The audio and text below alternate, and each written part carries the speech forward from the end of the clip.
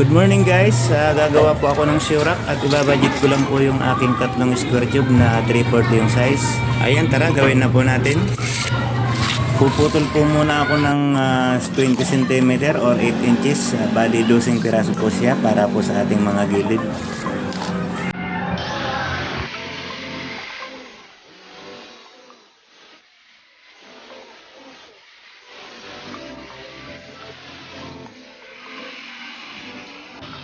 Ayan na, 20 cm po yung kanyang haba. Isusunod ko na rin yung aking pangpusti na 95 cm po yung kanyang haba.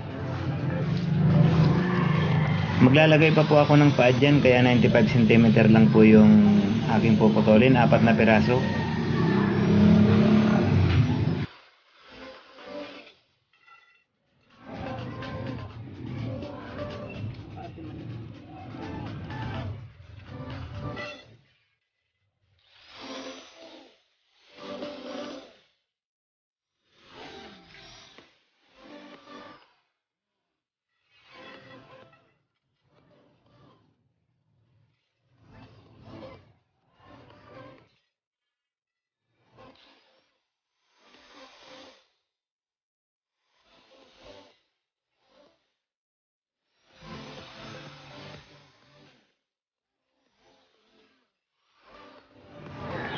Ikakabit ko na rin yung ating pinakasahig na 70 cm po yung kanyang haba. Bali 10 piraso po yan. Kasi 5 layer lang po yung ating gagawin na shurak.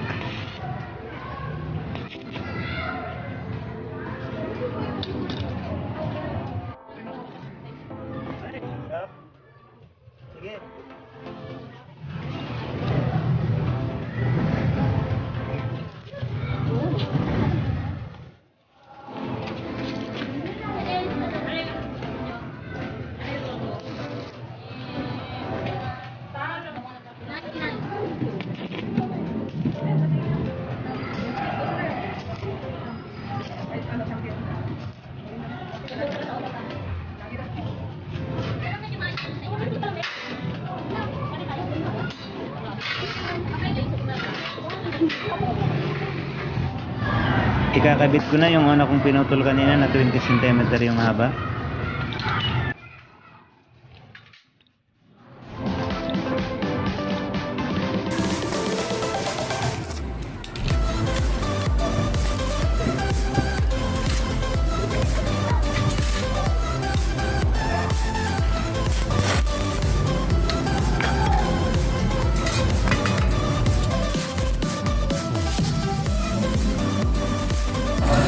Naikabit ko na guys yung yung maiksi, kaya ipapatong ko na lang po yung una natin binuo kanina. And kung napapansin nyo guys, malapit na siyang mabuo. Ispat lang po natin, paikot.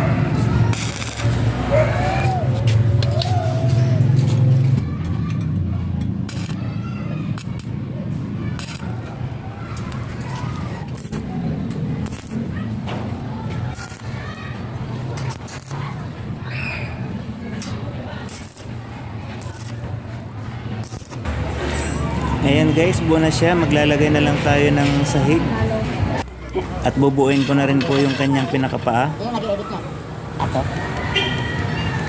Ito guys, yung ating pinakapaa para hindi po siya basta-basta matutumba.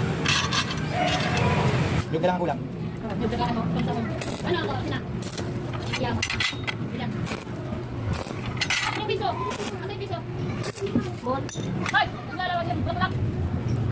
Pwede yung pitball.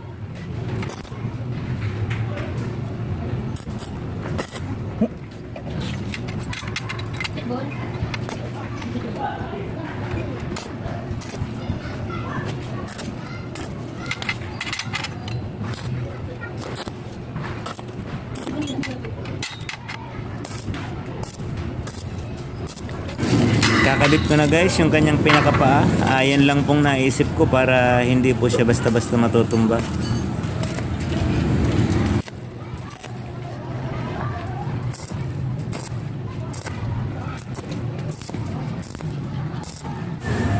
Kailangan rin po natin tabasan yung kanyang paa para lumapat po siya sa flooring.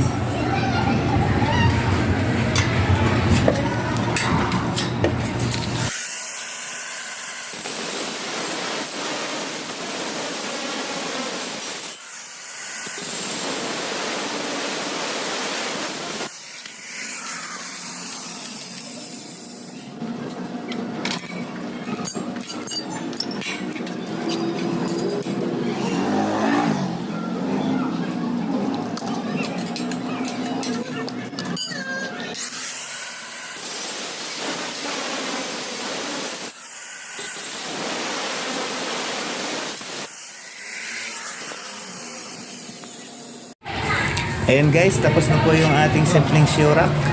At gumastos lang po tayo dyan ng 3 square tube na nagkakahalaga ng 750. Ito 50 po yung isa. 4 na welding rod. At isang cutting wheel. At ito guys, yung ating mga scrap na natira. 2 piraso lang na wala nga pong 1 meter yung haba. Umabot po ng 105 cm yung kanyang height. At 75 cm po yung kanyang lapad.